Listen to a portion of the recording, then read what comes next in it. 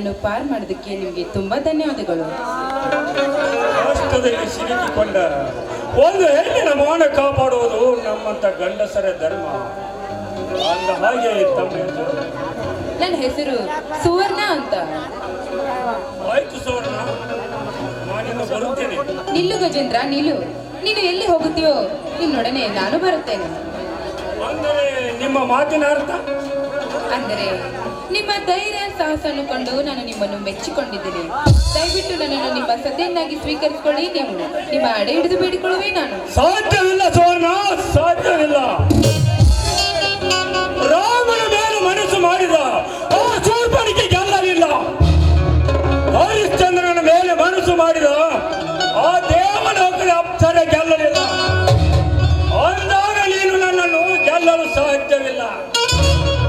ಏಕೆ ಗಜೇಂದ್ರ, ಏಕೆ ಸಾಧ್ಯವಿಲ್ಲ? ಭೀಮನ ಮೇಲೆ ಮನಸ್ಸು ಮಾಡಿದ ಹಿಡಿಂಬೆ ಗೆಲ್ಲಲಿಲ್ಲವೇ? ಶಿವನ ಮೇಲೆ ಮನಸ್ಸು ಮಾಡಿದ ಗಂಗಾ ಮಾತೆ ಗೆಲ್ಲಲಿಲ್ವೇ? ಅಂತದ್ರಲ್ಲಿ ನಾನು ನಿನ್ನನ್ನು ಪಡೆಯುತ್ತೇನೆ.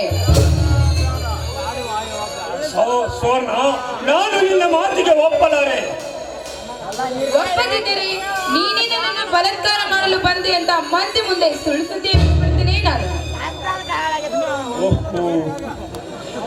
ಈ ಹೆಣ್ಣಿಗೆ ಕಾಮದ ಪೆತ್ತ ನೆತ್ತಿಗೇರಿದಂತೆ ಕಾಣುತ್ತೀರಿ. ಇವಳಿಂದ ಪಾರಾಗಲು ಏನಾದರೂ ಒಂದು ಸುಳ್ಳು ನಾಟಕವಾಡಲೇಬೇಕು. I love you Swarna, I love you.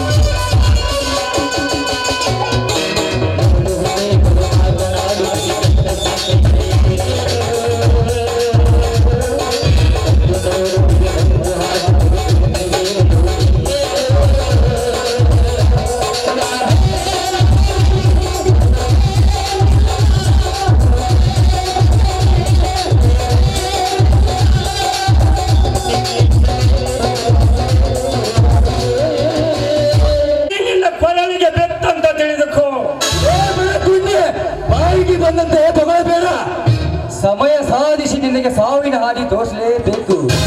This is my challenge. ಬರ್ತೀನಿ ಮಗನೇ, ಬರ್ತೀನಿ. ನಾನು ಯಾರು ಗೊತ್ತಲ್ಲ, ಕಣ್ಣಿಟ್ಟರೆ ರೌಡಿ ರಾಜ, ಕೈ ಕೊಟ್ಟರೆ ಯಮರಾಜ.